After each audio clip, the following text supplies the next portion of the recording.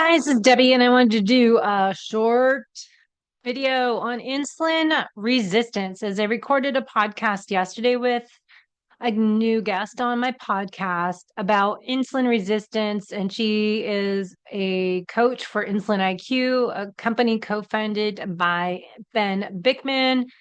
And I just want to review some information before I post that video. I have had many years of writing blogs, putting together information into a blog on my website on insulin resistance.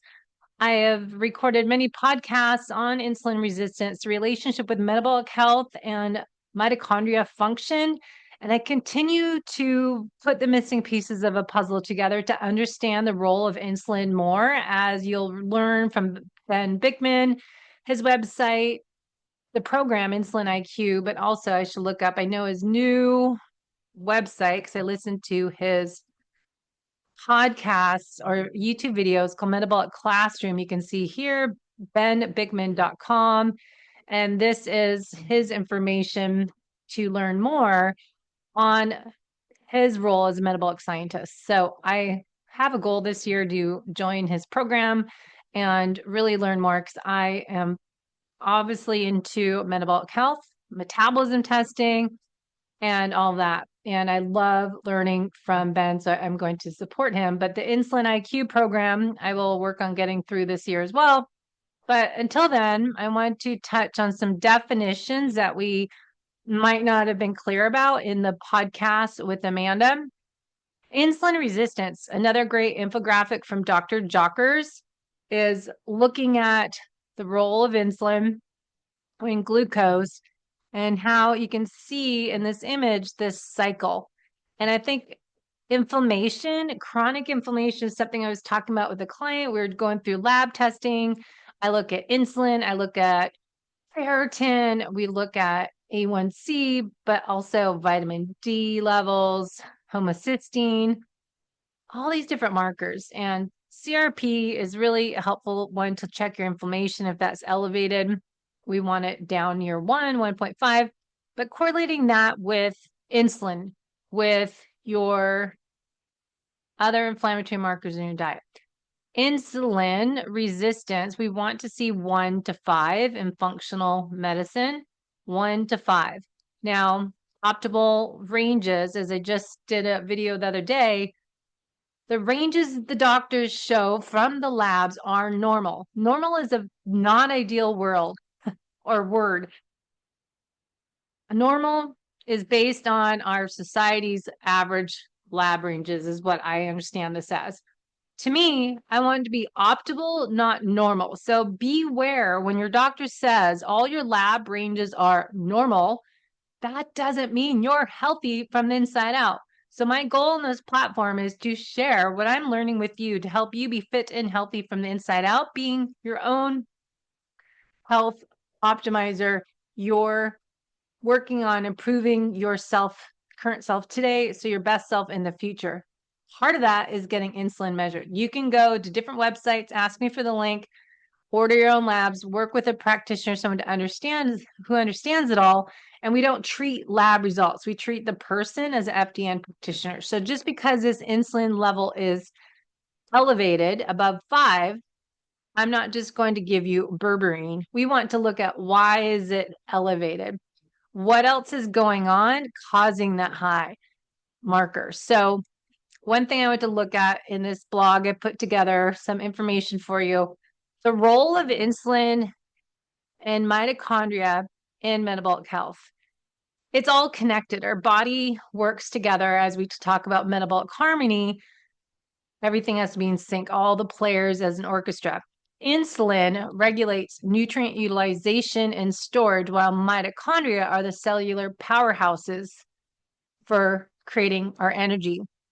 So when we have dysfunction to our mitochondria, dysfunction to our insulin utilization and storage, we are going to probably be more at risk for metabolic dysfunction as insulin resistance and mitochondrial dysfunction, leading to conditions, chronic conditions. Remember, I always say the word chronic isn't a positive word.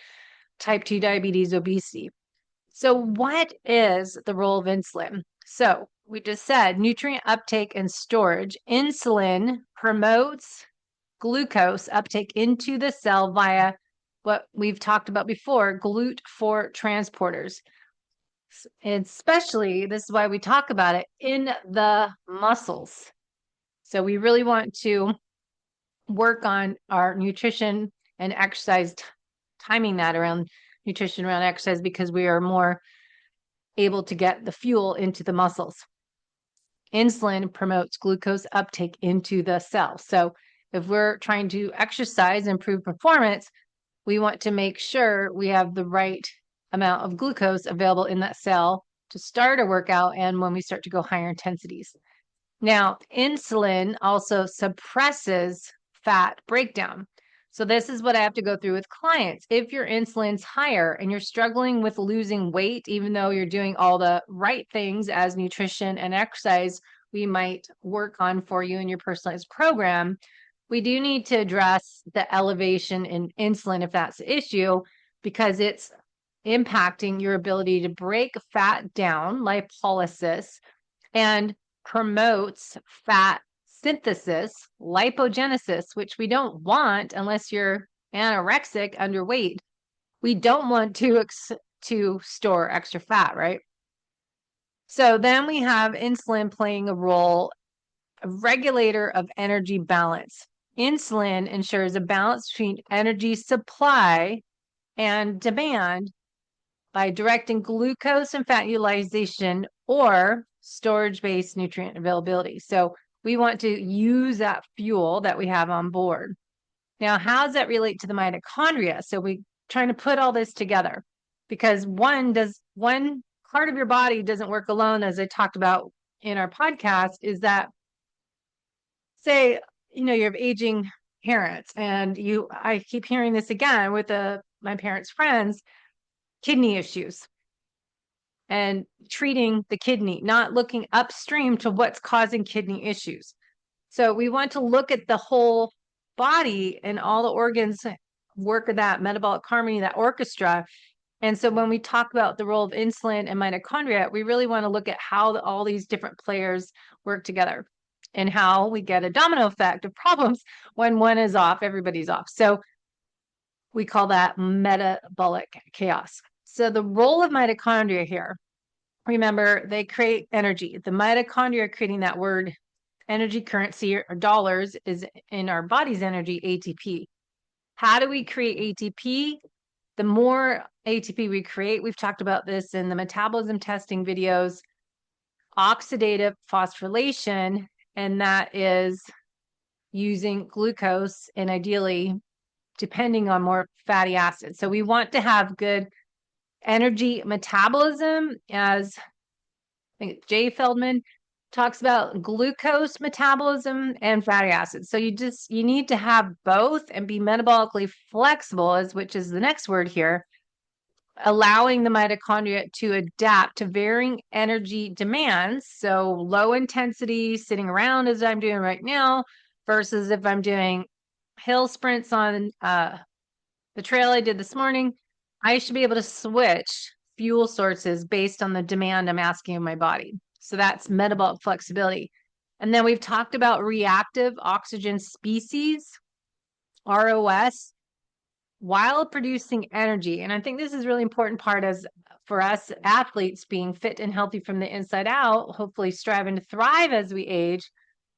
While producing energy, mitochondria generate reactive oxygen species. So the more you exercise, the more your reaction oxygen species, think of this as a byproduct, waste product, a byproduct of your exercise creating energy. So the more the mitochondria work to produce energy, the more reactive oxygen species we generate or create. And this acts as signaling molecule in our body, and we want to balance with antioxidants. And that's how I kind of understand it. Again, I'm never saying I'm an expert in anything. I'm just saying what I researched and put this stuff together to understand it myself so I can explain it. So what goes wrong? And that's what I look at. What is wrong Why are so many of us, as we'll talk about with Amanda and Dr. Ben Bickman, why do we have insulin resistance on the rise? Why do we have, which people don't know about either, mitochondrial dysfunction?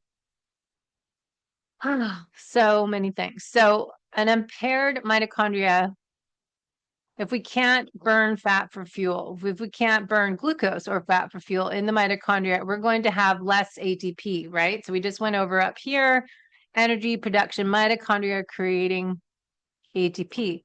But if our mitochondria are not working at optimal level, that would help us understand that we're creating less energy. Less energy, that means to me, I'm going to be more fatigued. I don't have enough resources to create energy to meet the demand I'm asking my body to do, if it's exercise or just for daily life. If we have dysfunctional mitochondria, we have diminished capacity to oxidize glucose and fatty acids, leading to energy deficits in our cells. Then we have accumulation of lipids or fat. So if we have less ability to burn fat for fuel that's stored in our body, we can lead to more accumulation of fat in our cells. So myocellular lipid accumulation, which contributes to the production of lipotoxic species. So we don't want accumulation of lipids. And then lipotoxicity, ceramide and diglycerol interfere with insulin signaling, and this can disrupt the phosphorylation of insulin receptor substrates, key step insulin signaling pathway. So what does that mean? Well, we're not able to burn fat. We're not able to use that fat on board because phosphorylation of insulin receptors. So that is lipotoxicity. What goes wrong when we have impaired mitochondrial oxidative capacity? Excess ROS production, we want to look at that.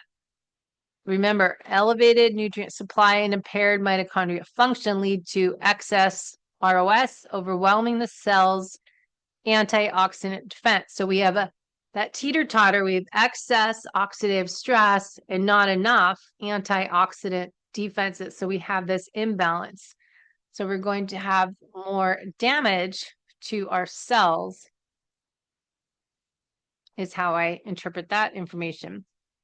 Reactive oxygen species directly impairs insulin signaling by inducing oxidative damage to proteins involved in the insulin pathway. So excess oxidative stress, because we have excess ROS production, we have less antioxidant defense mechanisms. So we have oxidative stress outnumbers antioxidant stress, or not stress, but benefits. And then we have damage to the mitochondria, because reactive oxygen species damage to mitochondria, to the DNA, the lipids, and the proteins, continuing to impair mitochondria function. So excess ROS production is something I feel that athletes need to pay attention to, because as we are aging athletes doing excess exercise and endurance exercise, you may want to make sure you have more antioxidants on board through nutrition and supplementing where needed, because we have this outnumber of excess ROS, and that can lead to mitochondrial function. Okay, so also failure in mitophagy, damage to mitochondria are moved through mitophagy. Excessive damage, so if you too much, can result in accumulation. So the cemetery is growing, the garbage pile, whatever you want to think of the analogy, but we have this vicious cycle. Dysfunctional mitochondria generate more reactive oxygen species, leading to further insulin resistance and increased mitochondrial damage. So we get this cycle. So less mitochondria are going to be used to damage mitochondria removed from it. So it's so crazy. So why does this happen? What's the underlying cause? Why do we keep seeing this happen? Well, let's look at some reasons. A good word, overnutrition. But I also think that we're not just eating excess calories, but we're eating empty calories. We're not getting the nutrients that we need. So chronic overconsumption of empty calories, especially refined carbohydrates, damaged fats, the bad vegetable oils, seed oils, overwhelms the mitochondria, increases ROS production, and lipotoxicity. Physical inactivity, chronic inflammation. So we know we're probably the ones exercising, but reduce not enough exercise. The Goldilocks effect versus too much exercise creates more reactive oxygen species. So too little exercise decreases creating new mitochondria and efficiency, impairing the body to handle metabolic substrates versus excess exercise is creating more reactive oxygen species. So find the right dose. Chronic inflammation for obesity damages the mitochondria, impairs insulin signaling, aging, age-related, and genetic predispositions to mitochondrial health. So we continue to look at strategies. How do you increase your mitochondrial health? Exercise, but again, I just said the right amount, so not excessive amount, but the right amount of your cardiovascular exercise to improve your peak fat max and your sprint interval training and resistance training. And this is what we identify. How much do you need of each per week, per month, looking at this mitochondrial biogenesis and mitochondrial efficiency. So how we train is an important part, and that's how we test with Pinoy metabolism testing or other testing methods to figure out what you need to do. Nutrition, low carb, high fat, high protein, fasting, but this is for people that are not exercising a ton. So again, many episodes on this, but carbohydrate lower, but not zero carbs. If you're an athlete and you're doing your sprint interval training, it is suggested to experiment on if your performance is improved by eating strategic carbohydrate timing from nature, not crap food, but real good food in and around that workout. Maybe you want to drink it, as S Fuels has some products that are easy to digest to get some quick fuel on board when you're doing a higher intensity workout. And higher fat, higher protein. Protein and fat should be together in nature, and carbohydrates keep them lower unless you're doing a higher intensity exercise session.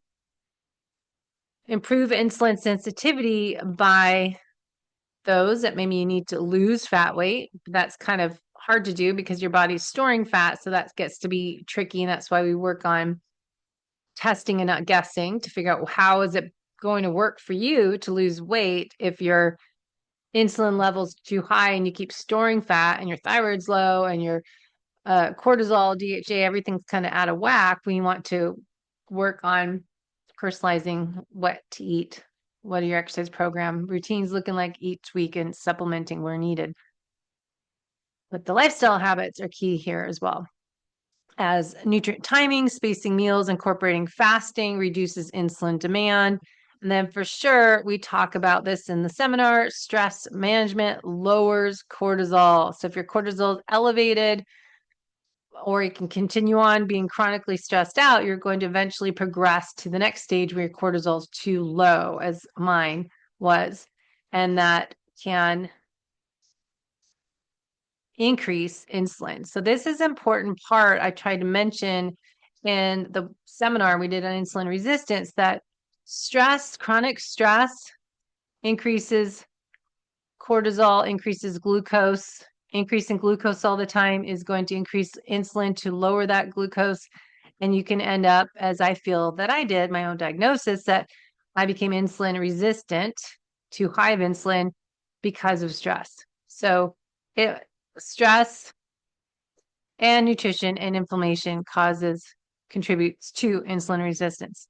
So addressing reactive oxygen species, not over-exercising, not under-exercising, and then watching that inflammation. So looking at your functional lab testing, finding out, do you have hidden sources of chronic stress that are going to impact hormones, your immune system, your detoxification system, your digestion, energy, and neurotransmitters. So chronic inflammation is contributor to this metabolic chaos, and we need to address what is it coming from.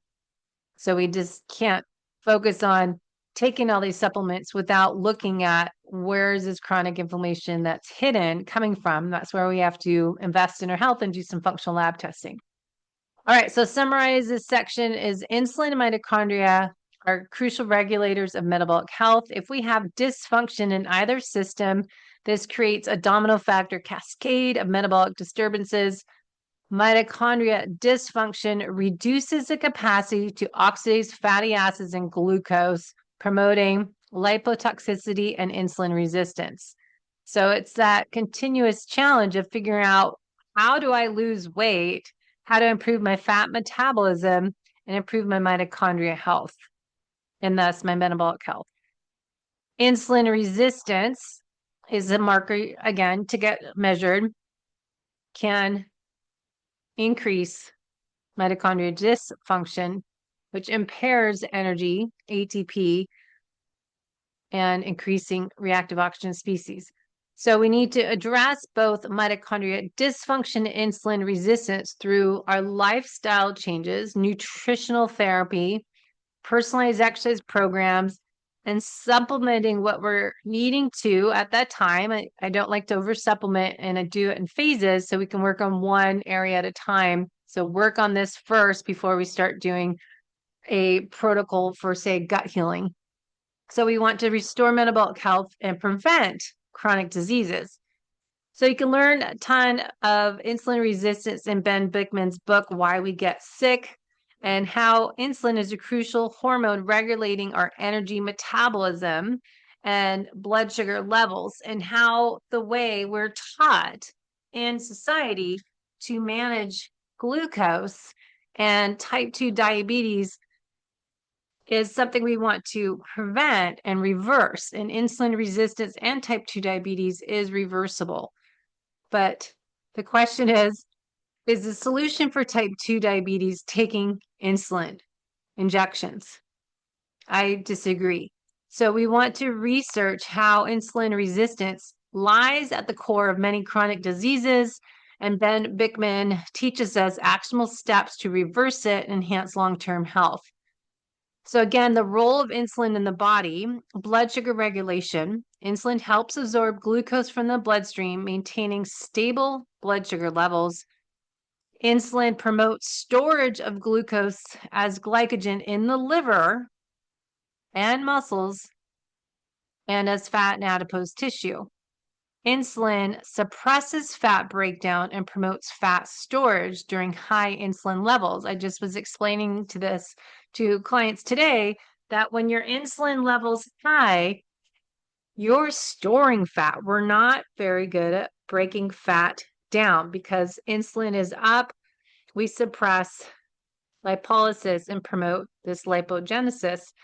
And that's what I was trying to figure out. Okay, well, I get that, but explain a little bit more how that happens. So you can go back up here and look at the role of the mitochondria and the role of insulin in the body and how they're connected.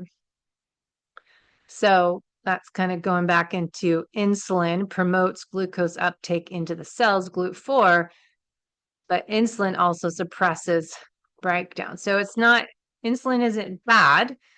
We need it to promote glucose up into the cells using those GLUT4 transporters, but everything in the body, we have an amazing innate intelligence of the body, but figuring out what homeostasis is, so we're finding the right amount of everything. So you can dive into all these notes, but I just want to summarize the role of insulin and mitochondria and metabolic health and how to tie it together. Ben Bikman's website and his videos on YouTube are free for now. I swear he's going to take that away, but they're amazing deep dive videos, 30 minutes, metabolic classroom. But just remember, connections to insulin resistance, metabolic health. What goes wrong in insulin resistance? Cells stop responding to insulin over time. You keep knocking on that cell, open up, I've got glucose to bring in that cell. The cell stops listening. I've heard this before. I'm done with you. I don't want to do this again. So the cells are not listening anymore. So the insulin stays elevated in the bloodstream, and this leads to elevated blood glucose and insulin over time. This is obviously going to disrupt energy metabolism, promotes inflammation, and contributes to chronic disease. The root cause of insulin resistance, well, it could be chronic, high carb, processed food consumption. It could be sedentary lifestyle and lack of muscle activity, especially as we age. We're having the anabolic resistance, is why I keep talking about lift heavy weights, prioritize protein that stimulates muscle protein synthesis, and not all proteins equal. But the main part I want to get across to us high performing athletes, or me, a retired athlete, chronic stress, poor sleep elevates your cortisol, impairs insulin sensitivity. So if you are struggling with your current routine and you think you are eating healthy, I was doing the nutrition, low carb, high fat, high protein, not as much protein. I was into fat a lot, but that was when keto was early on. I was eating all the fat, not enough protein for my genetics, but chronic stress, poor sleep. Remember that. If you're burning the candle at both ends, you're exercising all the time, you're doing your primal health, ancestral health food plan, but you still can't figure out, get your insulin measured, get your cortisol measured in a Dutch test. Look at what's going on under the hood.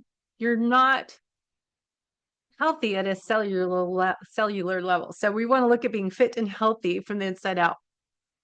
What can happen? Metabolic disorders, type 2 diabetes, obesity, non-alcoholic fatty liver disease, elevated blood pressure, cholesterol imbalance, atherosclerosis, chronic inflammation. This is what I'm seeing a lot of clients. Ferritin, CRP, triglycerides, seeing a lot of signs of chronic inflammation. Trigger to autoimmune diseases, degenerative diseases. But remember, this could be all a result of, my point, chronic stress and poor sleep. Elevating that cortisol over time, what's going to happen downstream? So look at the root cause. If you're concerned about your future self, just because you're active doesn't mean you're healthy at cellular level. So look what's going on under the hood. So nutritionally, we want to look at what Ben Bikman talks about, adopting a low carb, healthy fat protein, prioritize strength training, intermittent fasting if you're not exercising. If you are exercising, keep your fasting window to 12 hours, up to 15 hours, and optimize sleep and manage stress. Poor sleep, chronic stress, increased cortisol, I'm going to get that in the head, impairs insulin sensitivity.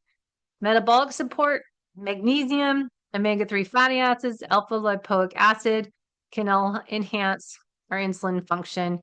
And of course, minimizing inflammatory foods, seed oils, leafy greens. I'm kind of on the fence. I went down this big rabbit hole today with the client. If you're having high histamine, if you're avoiding high histamine foods, FODMAPs, lectins, phytates, oxalates, what else? I think that's everything.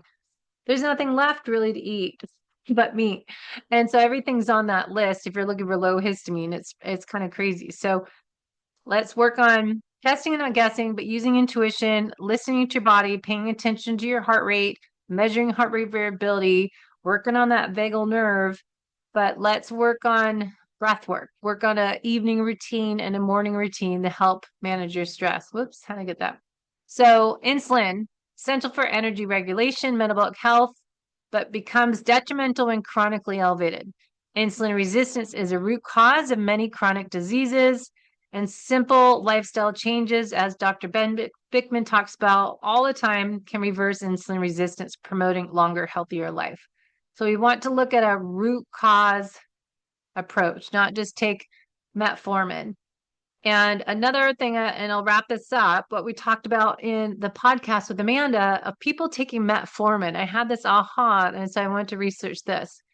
If you're taking metformin to manage type 2 diabetes, or I know some people promote taking metformin to prevent type 2 diabetes, What are the side effects? So look up drugs.com. You can look up all this online.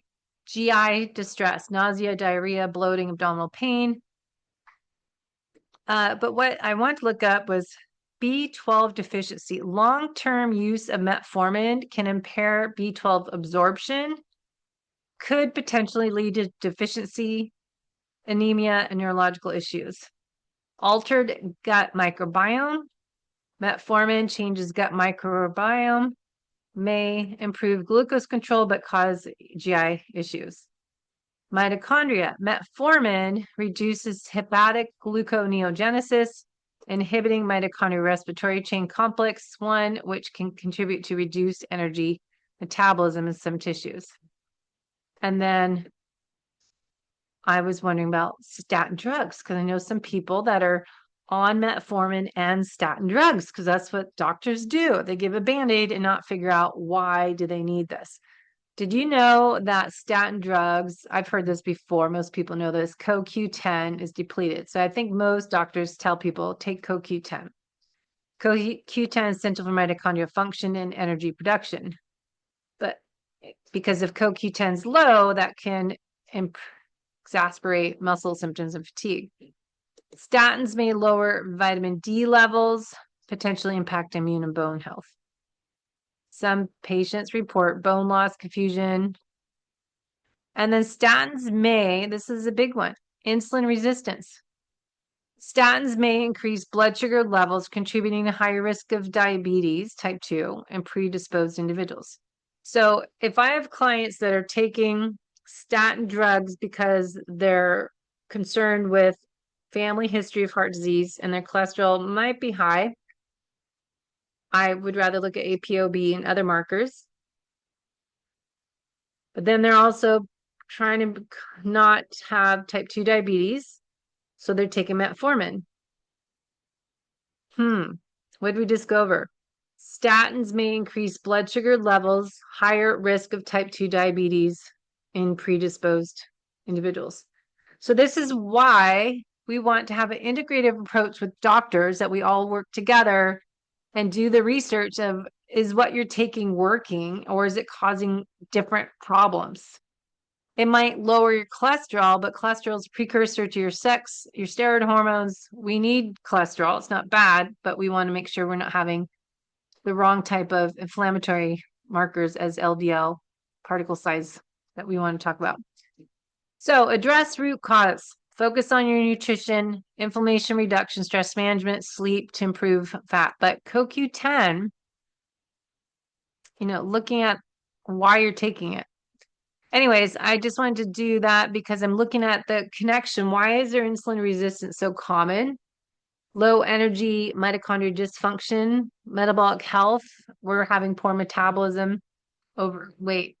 So that's my rabbit hole to go over what we're talking about. Ben Bickman's Insulin IQ program. Prioritize protein, control your carbohydrates, fill with fiber and healthy fats.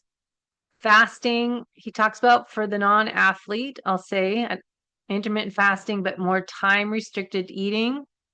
Fasting evening to morning. So stop eating, say 5 p.m. and don't eat until 7 a.m. the next day. You're breaking your fast. So if you're doing OMAD, I don't think that's great for us. Many of us experienced this for years.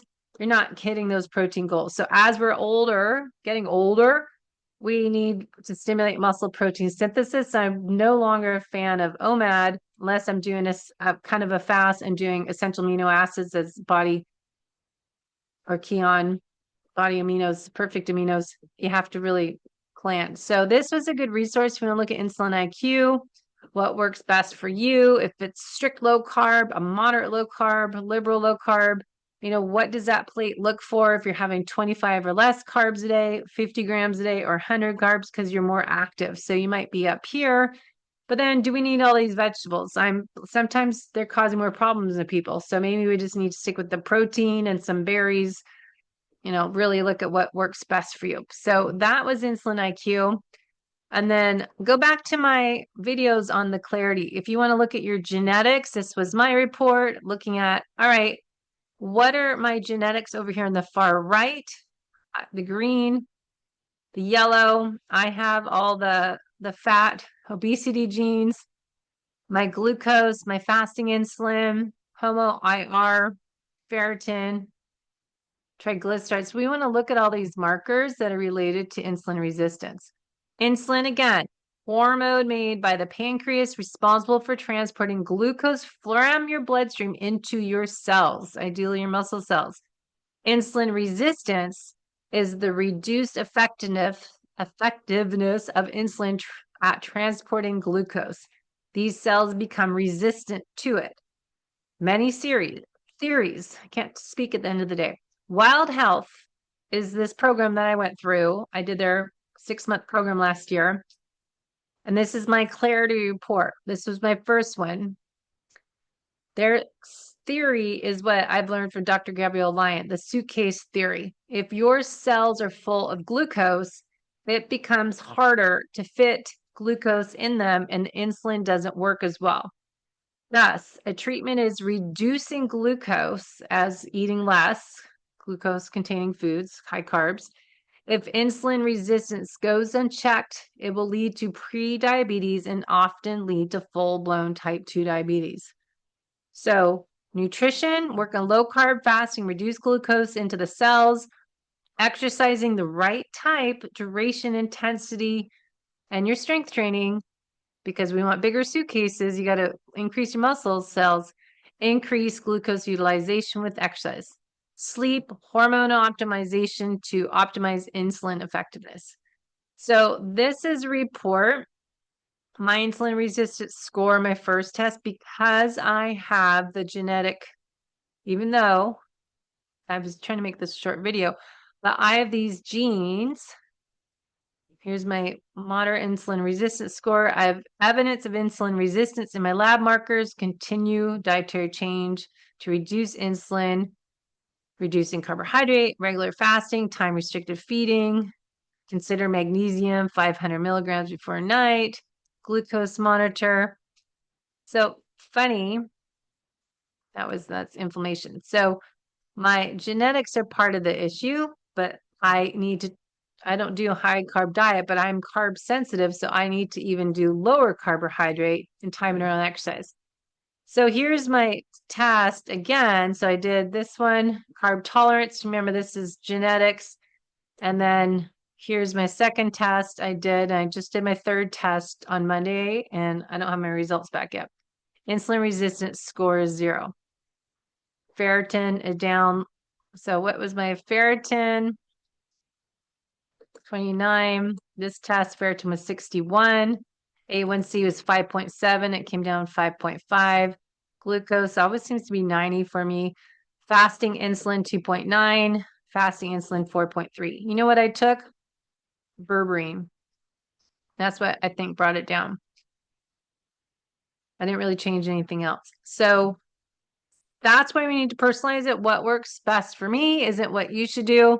So I'll put the links in the show notes, but here's the article I did on insulin sensitivity last year, insulin resistance, what are markers, what to do to reverse it. And then I did another one about insulin levels and perimenopause. And so for those women, the role of estrogen, I did a deep dive here. I never can remember everything, so I should go back and read that one. And then the one today I did was the one we touched on. So let me know your questions. This was a good one for women. If you're wondering why you're gaining weight, as I feel the last 2 months, I have getting my estrogen measured. So looking at your thyroid levels here, looking at your estrogen, progesterone, DHA, cortisol, and getting the right information so we know what to do for you. All right, that was my rabbit hole today. Just wanted to give you a little more information on insulin resistance, and it was always longer than I planned to, but look at Dr. Ben Bickman's website and stay tuned in on the YouTube channel for my interview with Amanda. I'll post that next.